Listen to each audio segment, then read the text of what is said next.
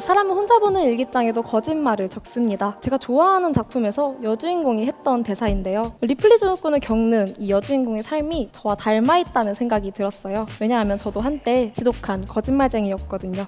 저는 그야말로 이제 막내, 그것도 해강 막내였습니다. 하수님께서 이런 질문을 하셨습니다. 소연씨, 요즘 유행하는 옷이나 스타일 어떤 게 있어? 라고 질문을 하셨고, 지금 보시는 것처럼 저는 약간 패션의 철학이 남달랐기 때문에 자신 있게 대답을 해드렸어요. 그렇게 선배님께서는 굉장히 고마워하셨고 제 답변을 토대로 PPT를 만들어 가셨습니다. 소연씨 덕분에 참 일이 편하네 라고 말할 수 있을 정도로 저는 많은 사랑을 받았는데요. 대리님께서 요즘 유행하는 단어 없나요? 라고 말씀을 하셨어요. 밈을 정말 잘 모르는 사람이었고 무지했거든요. 바로 전날에 친구에게 얼핏 들었던 단어를 써먹은 거예요. 그래서 나나 짜짜 박박이라고 아시냐고 물었습니다. 다음날 출근을 하고 저는 기절초풍을 하고 갑니다. 대리님께서 카페를 가셨다가 오늘 간 카페 박박 맛있다 라고 스토리에 올리시기도 했고, 또 이제 다음날 본부장님께서 야근을 하던 선배님들께 간식을 쏘니 본부 단체 톡방에 본부장님 간식 짜짜 감사합니다 라고 올리신 거예요. 그렇게 시간이 지나면서 저는 점점 더 곤란한 일들이 많아졌어요. 점점 질문들이 제 행동 반경을 벗어나기도 했고 허를 찌르기도 했으며 저는 늪에 빠지는 기분에 들었습니다. 온전히 제 것이었더니 트렌디한 막내 타이틀을 지키기 위해 독하게 거짓말을 하려고 마음을 먹었어요. 제가 왜 그랬을까요? 저는 아무래도 이 MZ의 본분을 다하고 싶었던 것 같아요. 그래서 이런 생각도 들었습니다. 그동안 내가 노력해왔던 거는 모두 이 사회가 규정했던 옷이나 틀, 프레임을 위해 일했었던 거구나. 맞지 않는 옷을 입으며 노력했던 거구나 라고 깨달았어요. 네, 안녕하세요. 투템 종재 기자입니다. 저는 오늘 아주 특별한 곳 앞에 나와 있는데요. 신입사원이나 아니면 후배들 들어오면 여러분들이 정말 많이 물어보시는 질문이 있잖아요. 야, 요새 애들은 무슨 고민을 갖고 있니? 아니면 너희 뭐 어디서 노니? 뭐 이런 많은 질문들을 던지실 텐데 아마 후배들이 정말 솔직한 대답을 해주는 경우는 한 번도 없을 거예요. 이 사회에 나갈 준비를 누구보다도 가장 열심히 마친 이 친구들이 자신들의 경험과 고민에 대해서 누구보다도 솔직하게 말할 그 기회가 있다고 해서 오늘 찾아왔습니다. 네, 그러면 저랑 한번 같이 보러 가보시죠. 망치면 어때? 그래서 망치라! 망치라는 행사는 대학생들이 자기들의 생각을 대중들하고 나누는 자리예요. 아직 미생이죠. 그렇다고 할 얘기가 없는 건 아니거든요. 해밍웨이가 했던 말인데 모든 인생은 제대로 쓰이기만 한다면 한 권의 소설감이다 라는 얘기를 했어요. 저런 시선이 있을 수 있겠구나. 그러니까 우리는 실패라고 봤던 어떤 행동에서 저런 지혜를 받아가는구나. 그 힘든 걸 극복해 나가는 과정을 보면서 되게 뿌듯해요. 감정이입하는 자세로 들어보시면 훨씬 더 젊은 세대들하고 소통이 원활하게 일어날 수 있지 않을까 싶어요.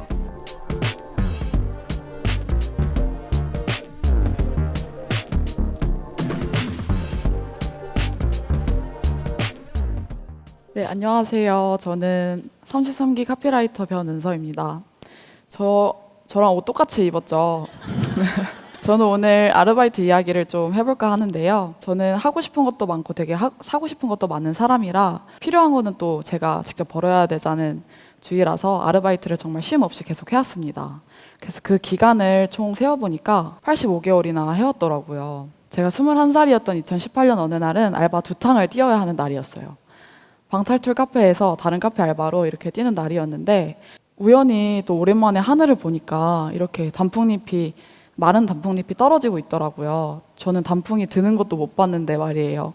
그래서 이날은 제 21살의 가을이 사라졌다는 생각에 엉엉 울면서 출근한 적이 있었습니다. 굳이 그럴 필요는 없었어요. 부모님도 잘 도와주실 수 있었고, 그런데 제가 그냥 제 스스로한테 책임을 다 하고 싶어서 그렇게 살아왔던 것 같습니다. 이렇게 아르바이트도 많이 해왔다 보니까 당연히 좀 황당한 일도 되게 많이 겪었겠죠. 저는 사람 똥을 2번이나 아르바이트를 하면서 치운 적이 있었는데요. 그것도 심지어 화장실도 아닌 곳에서 치웠었습니다. 한 번은 카페 마감을 하려고 의자를 들어 올렸는데 의자 다리에 카라멜 봉지가 묻어 있더라고요.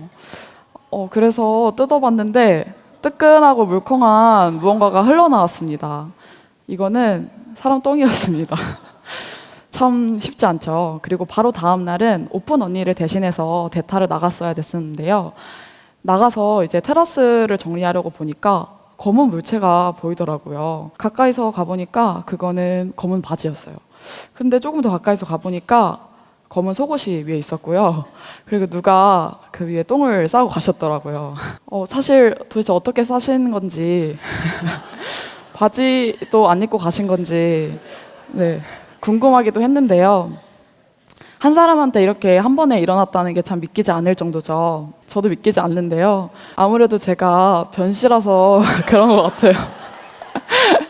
사실 이렇게 황당한 일도 되게 많았지만 슬픈 일도 좀 많았습니다. 제가 일했던 카페는 술집이 즐비한 골목에 있던 곳이었는데요. 저는 여기서 동료 없이 혼자서 일을 했었습니다. 이때 주말 낮마다 자주 오시는 커플분들이 계셨는데 이분들은 하루 종일 받은 영수증과 빨대 껍질을 하루 종일 모아다가 아주 잘게 찢어서 바닥에 흩뿌려서 버리고 가곤 하셨는데요. 몇 주 동안 치우다가 이거 진짜 안 되겠다 싶어서 이렇게 버리지 말아주세요 하고 애원을 하고 제 주방으로 돌아갔습니다. 제가 일했던 카페는 주방과 홀 사이에 얇은 칸막이밖에 없어서 홀에서 하는 모든 이야기를 다 들을 수 있었는데요. 이렇게 얘기하고 돌아간 주방에선 저를 향한 심한 욕설과 그리고 또 다시 들려오는 종이가 찢어지는 소리를 들을 수 있었습니다. 되게 무서웠는데요. 이 공포감을 저는 혼자 참아내야 했습니다. 그리고 주말 또 밤에는 되게 자주 오는 50대 아저씨가 계셨어요. 이 아저씨는 제게 늘 짓궂은 질문을 했었는데요. 이 아저씨는 어느 날은 술을 잔뜩 취해 와서는 야, 너 마음에 든다. 몇 살이야? 하고 소리를 지르시더라고요. 근데 저는 대답할 의무를 느끼지 못해서 네 하고만 대답을 일관을 했고 그러다 아저씨는 아저씨에게 나온 요거트 프라푸치노를 노려보다가 저를 향해 너는 내밖에 못하냐? 하고 소리 지르며 요거트 프라푸치노를 던졌습니다. 저는 이때 역시 혼자였고 CCTV도 없던 공간이었기 때문에 도와줄 사람도 아무도 없었습니다. 사실 이렇게 멋대로 왔다가 함부로 상처만 주고 가는 진상 손님들 덕분에 힘들기도 했지만요. 저를 더 힘들게 했던 건 저를 지켜줘야 될 사장님마저도 지켜주지 못했던 현실이었는데요.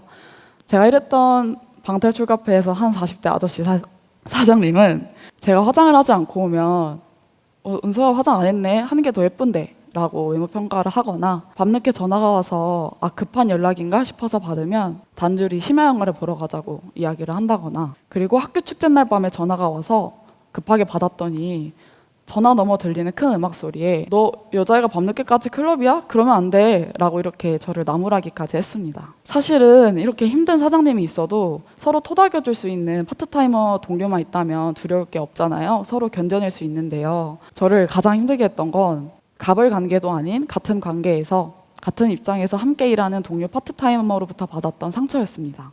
제가 일했던 한 의류회장에서 동료 언니는 제게 초반에 담배 심부름을 시켰었는데요. 저는 초반에는 바빠서 그러신가 보다 하고 사다 드렸어요. 그런데 돈을 주지 않으시더라고요. 그 다음에도 반복됐습니다. 근데 제가 예전에 했던 파트타이머 때는 한 번에 산 다음에 한 번에 또 돈을 돌려받은 적이 있어서 이번에도 그러려나 싶어서 서너 번째까지도 또 제가 심부름 해드렸는데 돈을 결국 주지 않으시더라고요. 그리고 돈을 받지 못한 채 받은 마지막 심부름 은서야 말보로 레드 좀 사와 라는 말에 저는 그러면 언니 카드 주시면 금방 갔다 올게요 라고 대답을 했습니다. 그러자 언니는 표정이 굳어지며 그럼 됐다. 여러분도 많이 화나시죠? 네, 이렇게 얘기를 하시더라고요. 사실 이렇게 저 친구가 85개월 동안 아르바이트를 하면서 참 복잡한 감정이 많이 들었겠구나 싶으실 거예요. 저도 처음에는 좀 그랬습니다.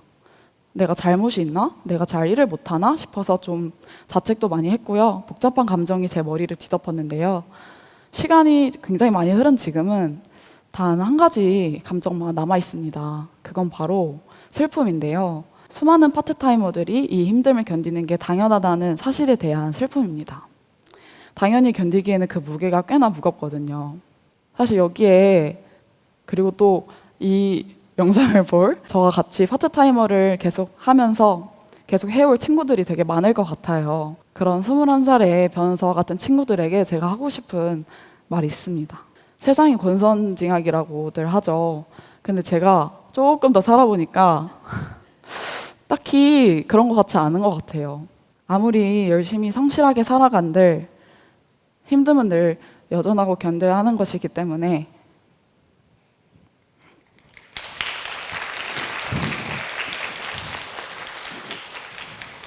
이 힘듦을 견디는 과정에서 결코 묵묵하고 담담하고 조용하게 이겨내는 것에 익숙해져서는 안 됩니다.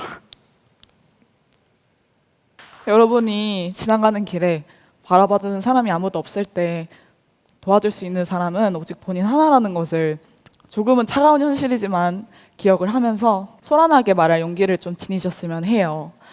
그래서 여러분을 해하는 누군가가 나타났을 때 하지 마세요라고 좀 단호하게 얘기할 수 있었으면 합니다. 사실 이렇게 말하는 것도 말할 용기도 좀 하면서 배워나가는 건데요. 저는 어릴 적에는 좀 묵묵한 용기밖에 없어서 말할 용기를 좀 제대로 터득해내지는 못했던 것 같아요. 분명히 말할 용기를 터득하는 과정은 조금 어려울 테지만요. 그래도 저는 여러분이 조금은 어려울지라도 이 길을 꼭 스스로를 믿으면서 가셨으면 좋겠습니다. 그리고 그렇게 그 길을 가면서 잊지 않고 꼭 하늘도 간간히 보시면서 단풍이 드는 것도 꼭 잊지 않고 보셨으면 좋겠고요. 그러면 저는 여러분이 올해 가을을 온전히 잘 느끼시길 바라면서 발표 마치겠습니다. 제가 지금 85개월 정도 아르바이트 경력이 있는데요. 그렇게 아르바이트 해오면서 저를 존중해 주시는 분도 되게 많았지만 아닌 분들이 훨씬 더 많았거든요. 근데 일을 할 때는 존중이라는 게 굉장히 필요한 것 같다는 생각을 85개월 동안 일을 하면서 좀 느낀 것 같아요. 그때 좀 쌓아놨던 힘든 경험이나 이런 거를 좀 털어놓고 내가 조금 더 단단하게 성장할 수 있는 계기가 좀 됐으면 좋겠다는 생각이 있는 것 같아요. 안녕하세요. 세 번째 망치질을 맡은 유가형입니다. 오늘 이 자리에 저를 처음 보시는 분들이 훨씬 더 많을 것 같습니다. 사람의 첫인상은 단 3초면 결정된다고들 하잖아요. 여러분, 저 어떤 사람 같으세요? 이렇게 여쭤보면 항상 나오는 단골 키워드들이 있어요. 조용한 사람 같아 보인다, 차가워 보인다, 모범생 같다 등등. 저 그런 사람 맞습니다. 첫인상 이후 겉으로 드러나는 제 모습은 조용하고 다소 무뚝뚝하기도 하고요. 재밌는 농담을 던지면서 분위기를 띄우는 사람도 절대 아닙니다. 친한 사람들 앞에서도요.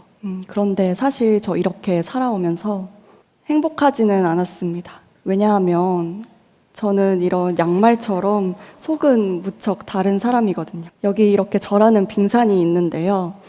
겉으로 보여지는 건 정말 빙산의 일각이고 그 아래로 더 깊이 내려가 보면 이런 욕망들이 득실되고 있습니다. 막 까불고 싶고 나대고 싶은 그런 욕망들이요. 하지만 안타깝게도 저는 이런 내면의 욕망을 시원하게 표현하지 못하는 사람입니다.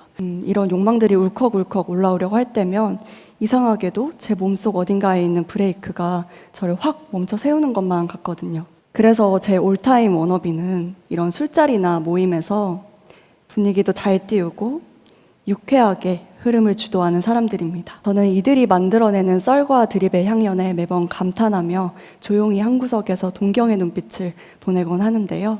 사람들과의 만남 이후 웃으면서 헤어지고 나면 춥기에 잠시 가려져 있었던 답답함과 씁쓸함이 드리웁니다. 그리고 버스 창가에 기대서 이런 후회를 하는데요. 참지 말고 말할 걸. 나는 왜 나를 다 보여주지 못할까? 차라리 이 어중간한 욕망과 또라이력이 없었더라면. 당시 그 자리에선 당연히 즐겁긴 하지만 항상 내가 싫어하는 나의 모습을 마주하다 보니 정말 이제 영혼이 깎이는 것만 같더라고요. 지금까지 제 얘기 들으시면서 이런 말이 절로 나오실 것 같아요. 맞아요. 어떻게 계속 이렇게 살겠어요.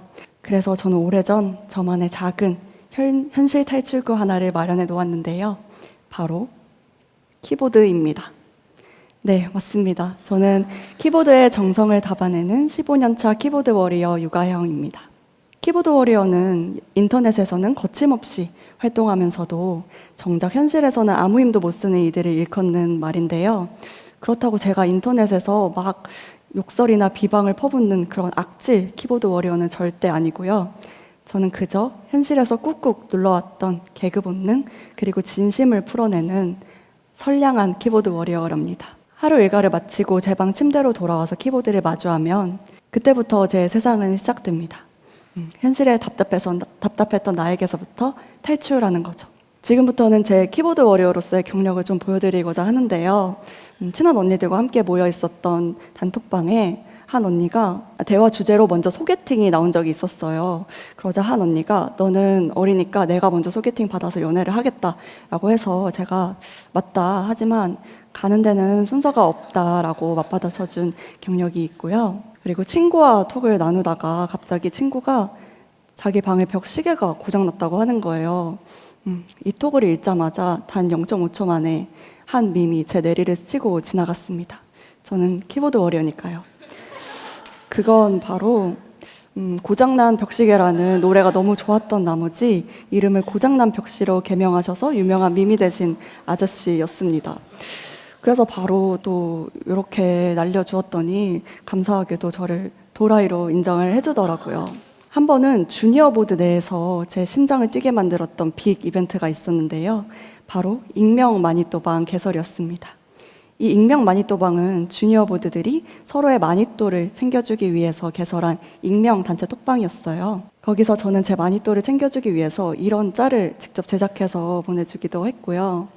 그리고 마니또 챙겨주기 외에도 한참 주니어 보드 친구들이 과제 때문에 힘들어할 때 더글로리의 동훈이 엄마 짤을 보내주면서 놀기도 했습니다.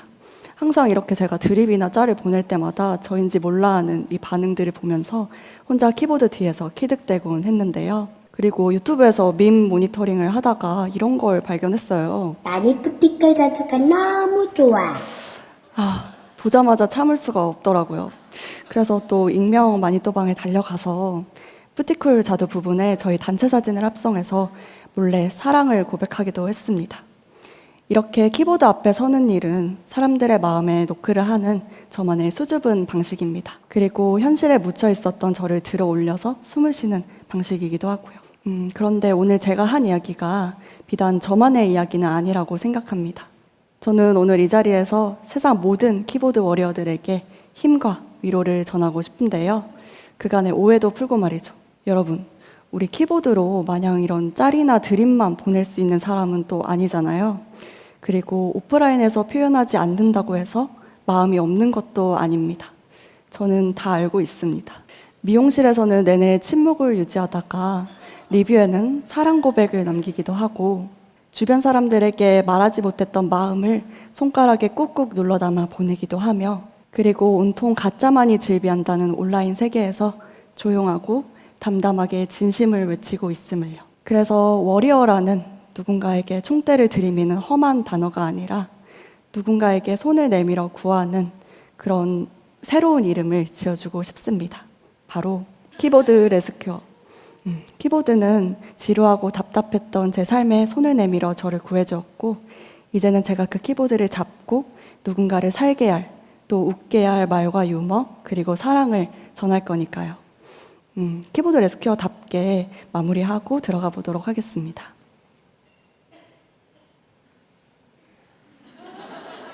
네, 들어주셔서 감사합니다. 이 발표는 저에게 나 자신에 대한 화해 같은 발표인데요. 겉으로 소위 말하는 인싸 같은 분들을 선망하면서 그런 식으로 제가 아닌 나의 억지 텐션으로 나대는 모습, 그런 막 까부는 그런 걸 밖으로 꺼내야 된다고만 늘 생각해 왔는데 이제는 키보드로도 충분히 내 진심을 전해올 수 있고 그걸 좀 알아주셨으면 좋겠다라는 메시지를 담고 있어서 저와도 화해하고 그리고 많은 키보드 레스큐어 분들께도 용기를 전하는 그런 발표가 되었으면 합니다. 제가 이번 발표를 통해서 많이 알게 되었어요. 주변에 많다는 걸.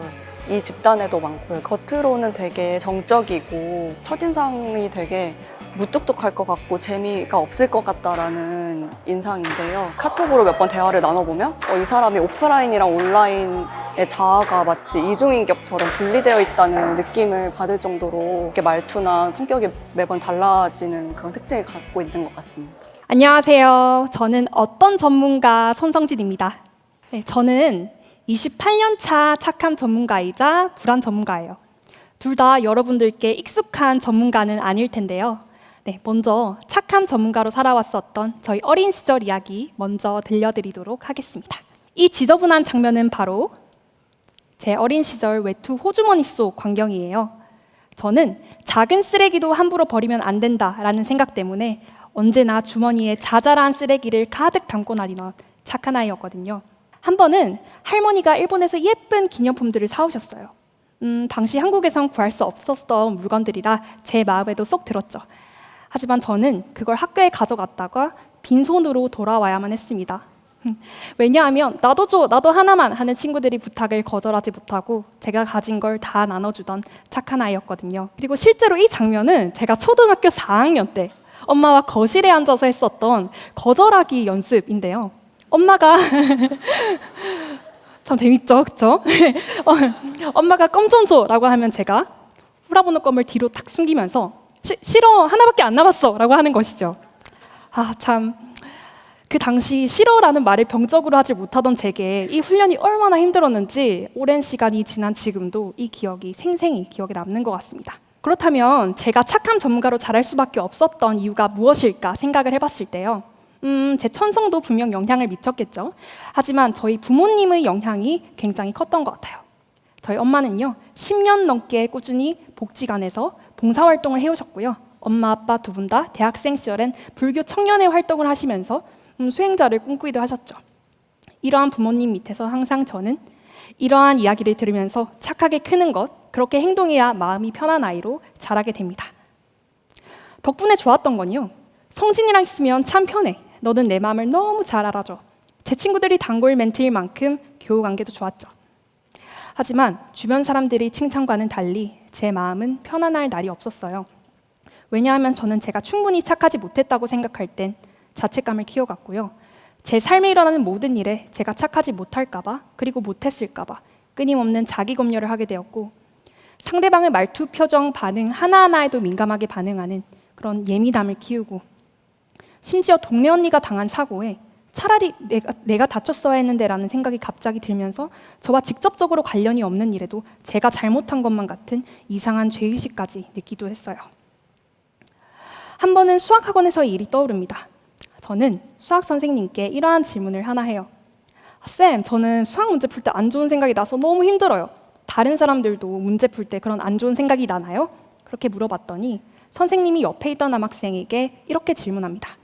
땡땡아, 너는 수학 문제 풀 때 무슨 생각하냐? 그랬더니 옆에 있던 남학생은 이렇게 대답하죠. 수학 생각이요. 라고요. 저는 깜짝 놀랐어요. 다른 사람들도 저처럼 끊임없는 생각의 소음에 시달린다라고만 생각했는데 그렇지 않다라는 걸 알게 된 첫 번째 순간이었거든요. 그리고 이러한 부분이 강박증의 침투 사고에 해당한다는 사실은 훨씬 더 나중에 구체적인 치료를 받던 중에야 알게 된 사실이었습니다. 이러한 학창 시절을 보내고 저는 20대 초중반 일상생활이 힘들어질 정도의 강박증, 불안장애, 공황이 찾아오게 돼요.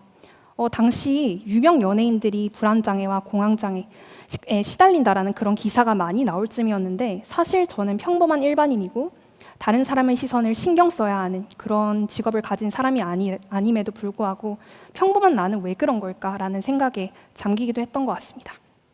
그렇게 저는 꽤 오랜 시간 동안 삶과 죽음의 경계에서 방황하기도 했습니다. 당시 가장 저를 힘들게 만들었던 생각들은 대표적으로 이 둘이었어요. 혹시 내가 이렇게 말해서 상처받았나? 왜 표정이 안 좋지? 그리고 혹시 내가 이렇게 했던 행동이 오해를 불러서 일이 이렇게 커지면 어쩌지? 와 같은 것들이죠.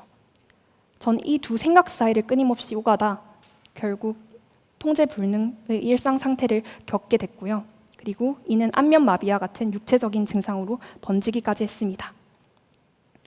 하지만 저는 이런 시간들을 통해서 배웠던 것들이 있어요. 바로 불안에는 시간성이 있다는 사실인데요.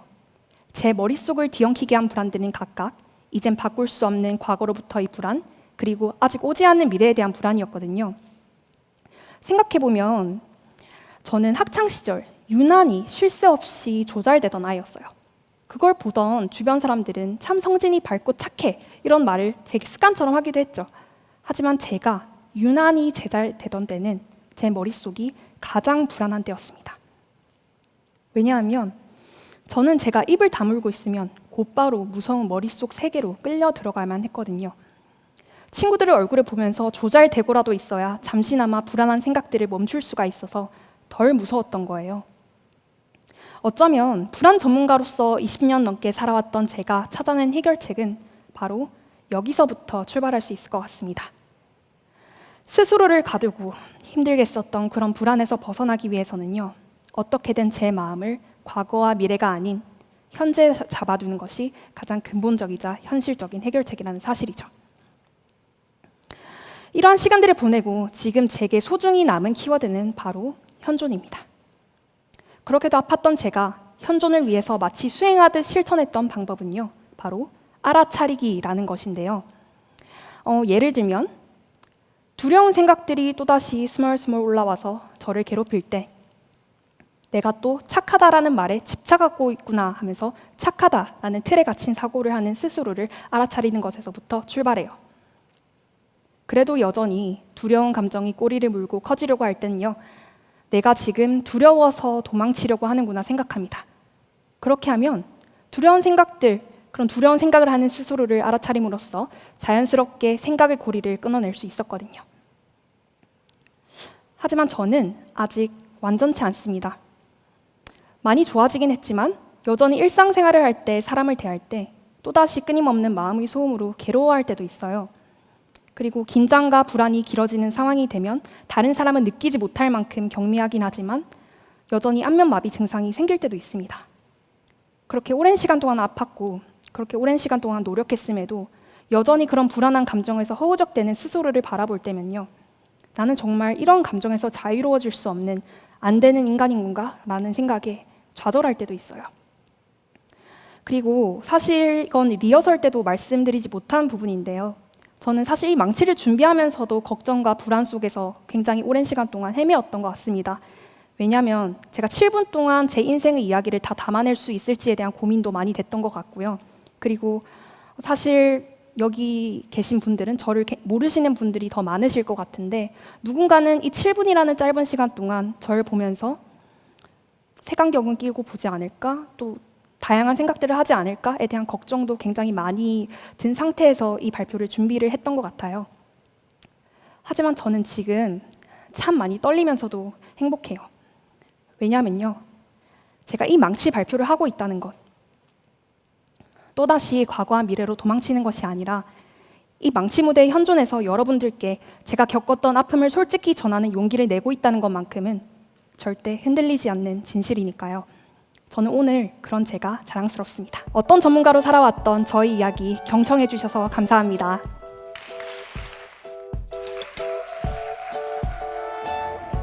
저는 무조건 수평적인 게 좋다고는 생각하진 않는 것 같아요. 분명히 계급이 나눠져 있고 수직적인 거는 사실이지만 그런 과정들 속에서도 언제나 후배들의 그런 이야기에 귀 기울여 주시고 진심을 다할 수 있는 그냥 그런 마음을 표현해 주시는 것만으로도 제가 인턴 경험이 딱 한 번 있었는데 왜 이 일을 해야 하는지를 모르고 일을 하는 경우가 많았어요. 업무가 지시되는 대로 하다 보니까. 그리고 그렇게 한 일에 대해서 피드백을 잘 받지도 못했었거든요. 평가만 받고. 저는 상호간의 의견이 존중되고 피드백을 잘 받을 수 있는 환경에서 근무하고 싶습니다. 저처럼 오프라인에서 좀 처음에 목소리를 먼저 내는 걸 어려워하는 그런 키보드 워리어들도 많잖아요. 그래서 그런 목소리를 편하게 말을 하기 전에 긴장감이나 불안감이 들지 않는 그런 편안한 분위기의 회사였으면 좋겠습니다.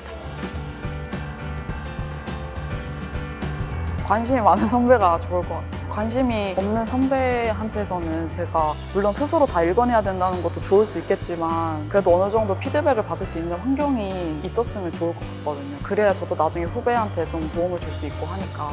친절하게 혼내주는 선배와 함께 일을 하고 싶은데요. 물론 제가 모든 젊은 세대를 대변할 수는 없겠지만 저 같은 경우에는 요즘 젊은 세대나 MZ세대들이 싫은 소리나 잔소리를 좀 듣기 싫어한다라는 편견이 있는데 저는 오히려 제 업무 수행 태도나 잘못된 점을 논리적으로 합당한 이유를 붙여서 설명해 주신다면 그리고 그 이유가 제가 성장하는 데 많은 도움이 된다면 기꺼이 듣고 싶거든요. 그래서 좀 그렇게 논리적으로 친절하게 혼내주시고 피드백 해주시는 선배와 함께 일하고 싶습니다. 예전에 제 사수님이 선후배 관계가 약간 거울 같다고 얘기를 해주셨던 적이 있거든요. 서로 이렇게 존중해주면서 뭔가 같이 하게 될 때 거기에 대한 해상도가 높아질수록 서로에 대한 뭔가 이런 세상에 대한 이런 폭이 넓어질 수 있도록 존중할 수 있는 후배가 될 수 있었으면 좋겠어요. 저는 좀 성격이 좀 이렇다 보니까 겉으로 싹싹하게 혹은 살갑게 잘 굴지를 못해요, 선배들한테. 그래서 묵묵하게 업무의 부족한 부분을 채워나가는 그런 후배가 되고 그리고 선배가 좀 그걸 눈치채주시는 그런 선배와 함께 또 일을 해보고 싶습니다. 저는 제가 맡은 바를 온전히 다 할 수 있는 후배가 되고 싶고요. 시키지 않은 일을 하기 전에 시킨 일을 온전히 마무리하고 할 일을 찾아 나가는 후배가 되고 싶습니다. 출근이 즐거운, 발걸음을 떼는 것이 즐거운 사회가 필요하다고 생각합니다. 항상 웃으면서 걸음을 떼고 한 발짝 한 발짝 나갈 수 있는 사회가 필요하다고 생각합니다. 서로가 서로에게 조금 진심을 다할 수 있는 그런 사회를 저는 바라고 있고요. 지금 제가 주니어 보드에서 느꼈던 그런 감정들, 진심이 담긴 그런 감정들도 앞으로 회사 생활에서 느낄 수 있길 바라면서 인터뷰 마치도록 하겠습니다. 감사합니다.